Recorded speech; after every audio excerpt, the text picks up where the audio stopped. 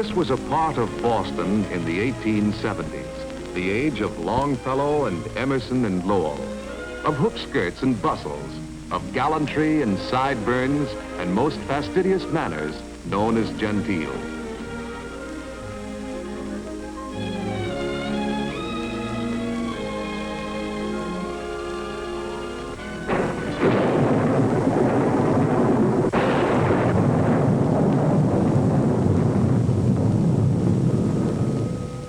The Morse telegraph, just reaching our furthermost boundaries, was a common tool in Boston, the most familiar forerunner of the electric age. But still, this was the gaslight era.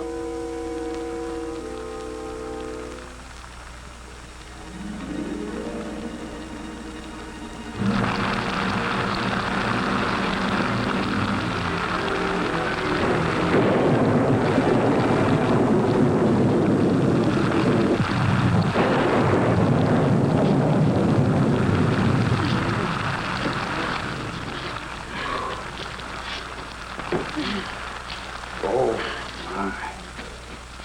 Peter, remember we were reading today about the speed of light and the speed of sound? Much faster, much faster. Oh, light is so fast that we see the lightning almost exactly when it happens. But what about the noise it makes, the thunder? That's a lot slower. That's right. Thunder, the sound of lightning, comes to us at about 1,000 feet a second. So with a little arithmetic, you can tell from that how far away the lightning is. You know how? We'd just as soon not know how close it is, eh, Sonny? How can you tell? As simple as 1, 2, 3. When the lightning flashes, count the seconds until the thunder comes. A second equals 1,000 feet. There. 1, 2, 3, 4. Peter, 4 seconds away, so... 4 times 1,000. Good. So the lightning was? 4,000 feet away from me. Pretty close, that. Very close. Thunderation. Too dag-nab close for your sincerely Willis J. Walton. That was a real rip snorter. I guess there's one advantage to being deep like those dummies over there. They haven't been scared. Just look at them chattering away. There are no advantages I can think of to being deaf. There is a special disadvantage, I should say, in being deaf to warnings of danger. Well, that's one way of looking at it. Better be dumb than deaf is what I say. But I guess they go together, right? Oh. What did you say? I took leave to differ with you. I said wrong. I couldn't hear you. It looked like you said wrong. That's what I did say. I said wrong, and you read my lips. I can't read lips. Nobody can. And when you're deaf, you're dumb. My dear sir, the organs of speech are in no way affected by deafness. The deaf person is mute simply because he cannot hear and hasn't been taught to speak. A contradiction in terms, sir. A most illogical contradiction. The deaf-mute speech organs may be intact, agreed, but if he can't hear a word, how? How in the name of all that's sensible is he, an idiot, going to learn to say it?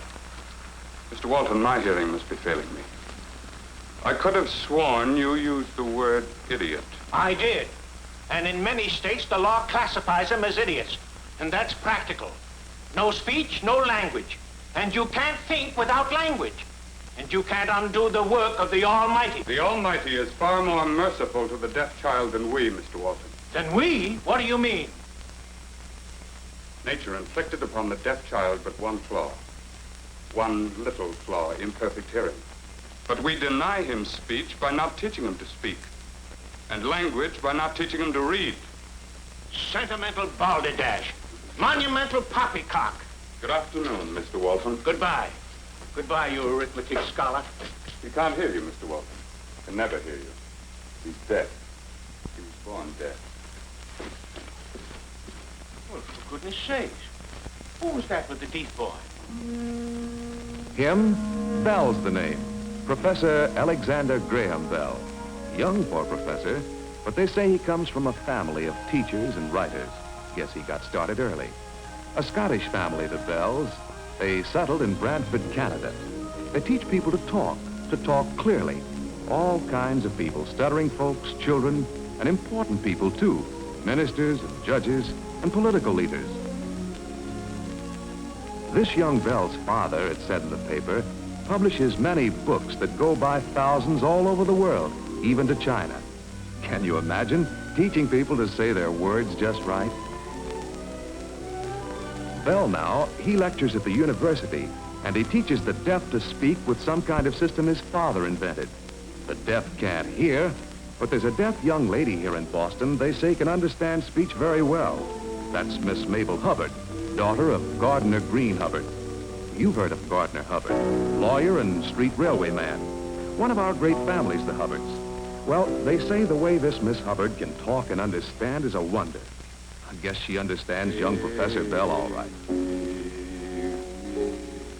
If all those endearing young charms which I gaze on so fondly today were to change by tomorrow and fleet in my arms like fairy gifts fading away. Thou wouldst still be adored as this moment thou art. Good evening, sir. Did you know that if we had two pianos here and I struck this G, the G of the second instrument would sound? I suppose that second hypothetical piano could be made to play sympathetically the whole of Endearing Young Charm. Mabel, darling, I'm going to say a few serious words to this young man. Do you want to stay? I shall do some plain talking. Stay, Father. Very well, you stay. Now, Mr. Bell, you listen to me. We've gone into business together, you and I. Yes? When you outlined your idea of finding a way to send several more telegraph messages at the same time over one wire, we arranged, without formalities, without contracts, for me to enter into your plans as a partner. Do you remember that? Of course I remember it. You and Mr. Sanders were to supply the costs of the experiment. You want an accountant? I certainly do. Father. You are squandering, or at least mismanaging, the only essential asset we have in this enterprise. Do you know what that is? I quite fail to follow. If you think for a moment... Keep your seat, Mr. Bell. The only thing we can't get on without is you. Now, I haven't had detectives following you. It just happens, quite by chance meetings with various acquaintances of mine and admirers of yours around Boston today, that I'm able to follow your activities in some detail. At 9 o'clock, you are lecturing at Boston University. The power of this apparatus, gentlemen, is to me almost the unsurpassed marvel of nature. This is a formidable piece of machinery, even in the ear of a baby. And yet, the buzz of a gnat, a dried leaf tumbled in the wind, has the power to move it, to make a telegraph in the brain. By 11 o'clock, you had reached the Fuller School. The school has 3 good teachers now, but you stayed there for 3 hours and had nothing to eat but cake. How you reached the normal school by 3 o'clock, only you know. But there you were, starting a new class of prospective teachers for the deaf. I presume you've been in the laboratory since then. Oh, yes. Yes, sir, and I must tell you... Mr. Bell, these are all highly praiseworthy activities.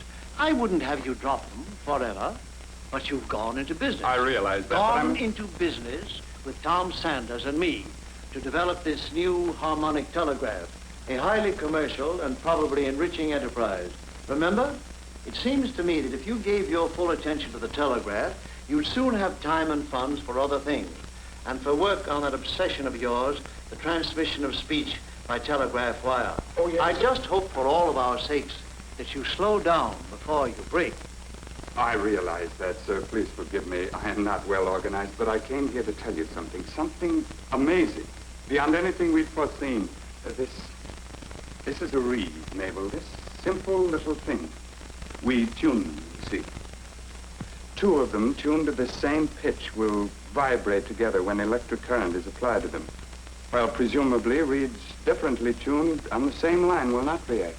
He means all reeds will be silent unless they receive impulses from instruments tuned to them. Exactly. And the same wire, we hope, may be used for many telegraph messages at one time. Now, Tom Watson and I were preparing for a test. I was adjusting this reed, this very reed, in this manner. Watson was in another room operating the transmitting reed when I heard something. It was like nothing ever heard before. Yes, Alex. I ran to Watson and said, "What happened? What did you do?" What had he done? This. Just this. Hear it? A slight twang, Mabel. A piece of metal vibrating. And so, Mr. Bell, what was the wonderful thing that you heard? This same sound. Diminished, the murmur of it. This. Really, Alec? Don't you see? Tell us, Alex. A sound was transmitted. Not a signal, not the clack of a telegraph. This little thing moving over this coil had generated an infinitesimal current, varying, modulated like speech. It came from Watson over there to my reed over here. It duplicated exactly the sound over there in this reed in my hand. So simple. I must say I'm still at sea. If Watson's voice had vibrated his reed, I should have heard Watson's voice on my reed. But you didn't hear it. How could you? Well, by using a parchment diaphragm, sir. A diaphragm attached to the reed. By a diaphragm, very like the top of this hat. You'll try it, I suppose? Of course. Tonight, in an hour. Watson has been working on it all day.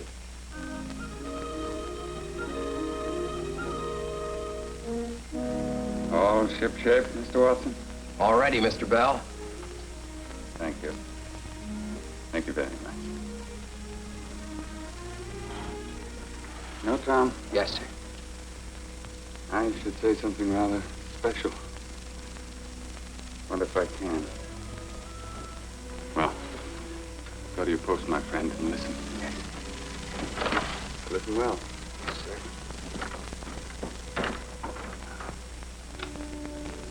Something important.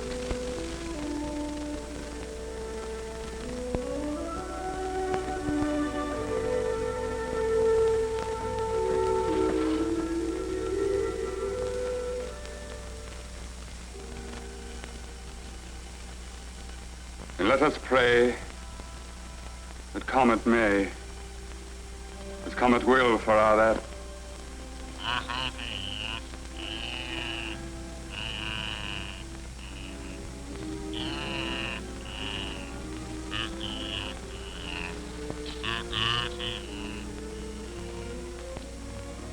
That man to man the world o'er shall brothers be for other.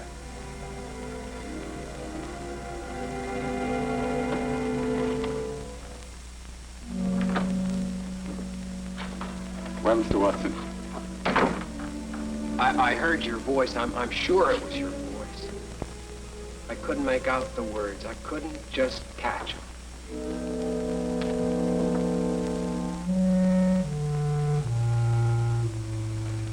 Now, everyone may not know that this first telephone was scientifically correct in principle, and that the original instrument has worked many times since under more favorable conditions. Bell himself couldn't know this at the time. So months of tireless study and rebuilding, endless testing went by. Months went by and winter came before the telephone performed a characteristic service with its first intelligible sentence.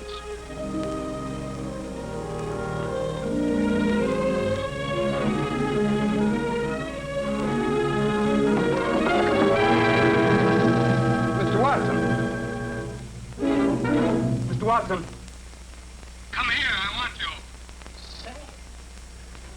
Mr. Bell.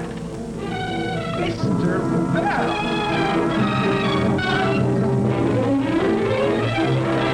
Bell, I heard every word you said distinctly. You were perfectly clear. I recognized your voice. You said, Mr. Watson, come here. I want you.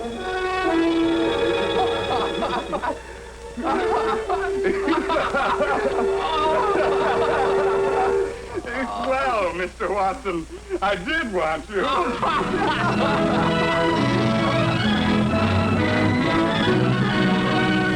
And that's how it happened. The telephone was a fact.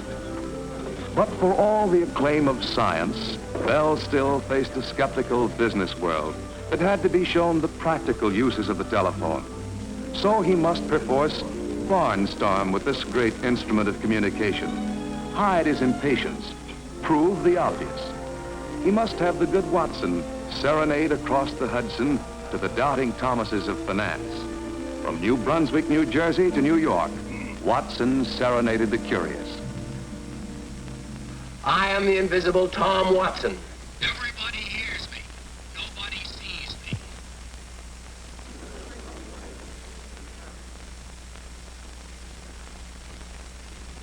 Ahoy! Ahoy, Mr. Watson.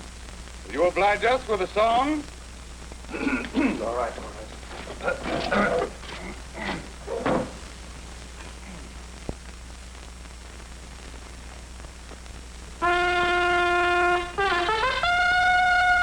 Do not trust him, gentle lady, though his voice be low and sweet.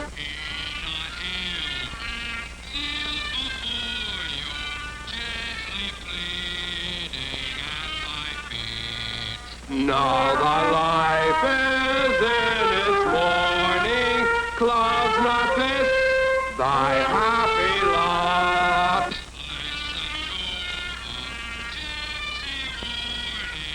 Gentle lady, trust him not.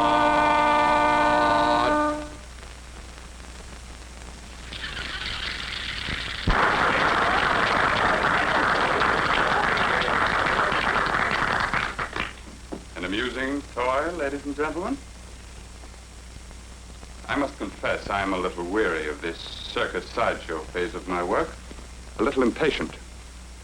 I was in some haste to invent the telephone, for it has urgent work to do. Talks, sings, makes you laugh. Quite an entertainment, yes. But I want to see it buckle down and work. In my view of the future, the novelty will wear off. The instrument will be refined. It will grow light, convenient, and familiar to every hand. A common tool within the means of every factory, business, every home, and connected to a central switching office which can connect any two subscribers in a matter of seconds. And then I see its lines and poles marching thousands of miles, connecting the head office of every city in the land to the head office of every other city.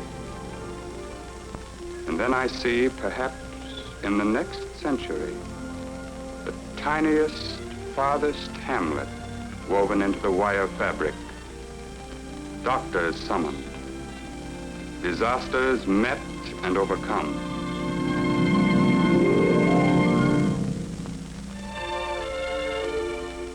So that was Bill in 1876. When I was your age, starting in here at the laboratory, that's what impressed me most about Bell. Having done this great thing right at the start. I used to say that's the way I'll handle my career. However, now that the boy has grown older, you know, I get the same inspiration from the way he has carried on in all directions. The variety of the man's thinking. At 37, to take a case, he developed with two associates the wax phonograph record, financed it with an award from France for telephonic achievement. And all the earnings of the phonograph record patent went to founding the association to aid the deaf.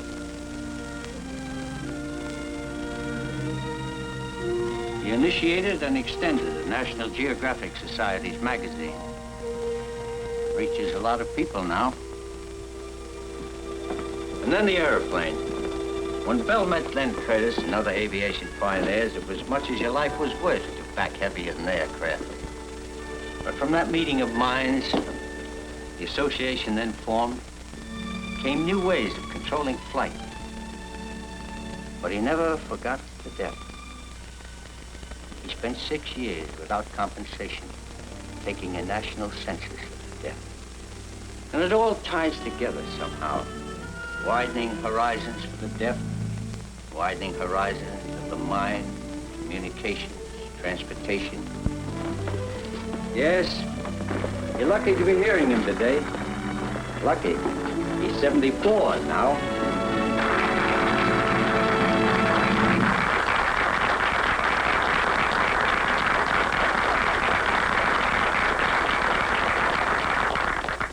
Gentlemen, young gentlemen,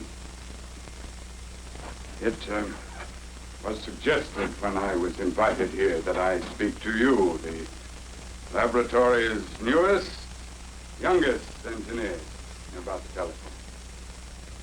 But to tell you the truth, I am sure that in your technical training you have learned more about the telephone than I ever shall know.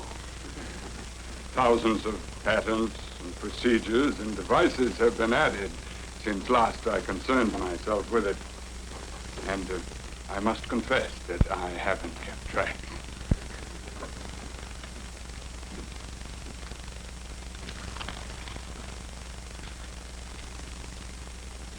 The telephone system today is a blend of thousands of minds and ideas.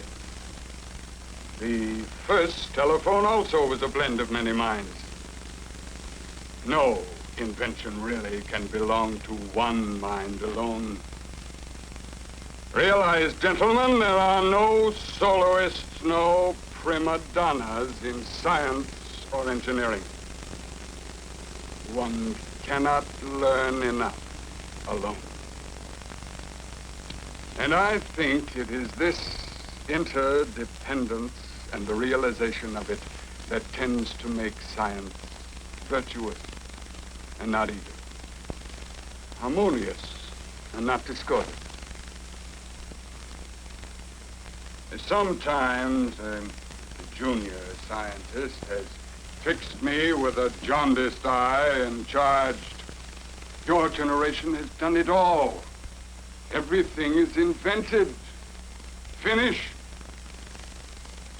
To this I say it to you, as long as man suffers and wants and wonders, science's work is hardly begun. No doubt, some young scientist at this moment is dreaming a dream or writing an equation which, within your lifetime, will tap some source of universal power and dwarf all our engines and dynamos. What should you work upon in the laboratory of the shop? Well, my ideas are limited. Such as they are, I do not hoard them. I take the liberty of offering a few examples. Years ago, using a substance whose resistance changes according to the light that falls upon it, I managed to telephone for a short distance without wires along a beam of sunlight. Perhaps there is for you to find a way to make the light that passes through motion picture film reproduce the voice with clarity and range. Further, I suggest that disasters such as the Titanic encountered in the North Atlantic are unnecessary. There is a means, if you can but find it, of utilizing the echo principle, so that a ship's bridge may see or feel or Here, an iceberg in time to change a ship's course.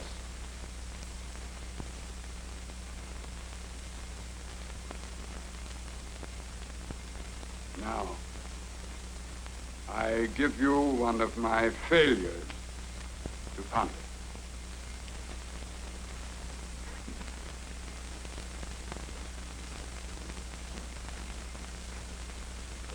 It has been very dear to me throughout my life. Before the telephone, I tried to build a device to record the human voice in visual and readable symbols. This, if you succeed, can have several practical applications. The immediate one will immeasurably benefit the deaf. You will understand why this means so much to me. By profession, by personal wish and instinct, I have always been a teacher of the deaf. This, then, is an assignment from me to you. A rather special thing in the greater picture of science. But, young gentlemen, I toss you that brand with this final word. Do not neglect those obscure corners where men work to discover the unknown, to prove the intangible. For here is dawn coming up. Here is tomorrow.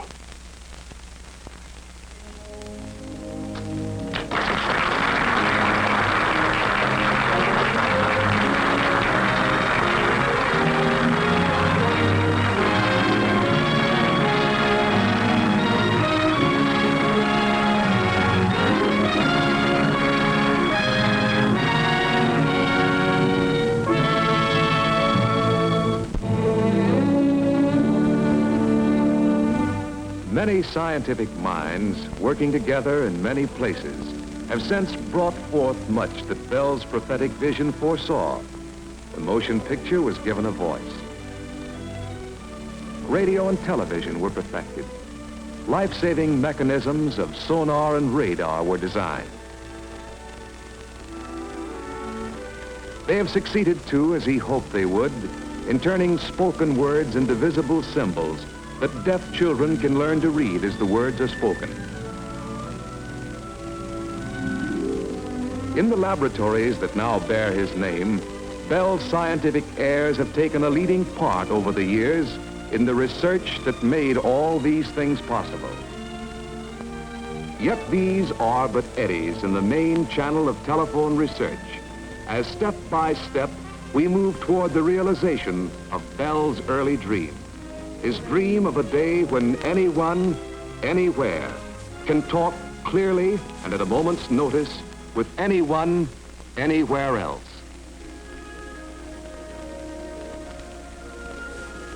And let us pray that come it may, as come it will for all that man to man the world o'er shall brothers be for all that.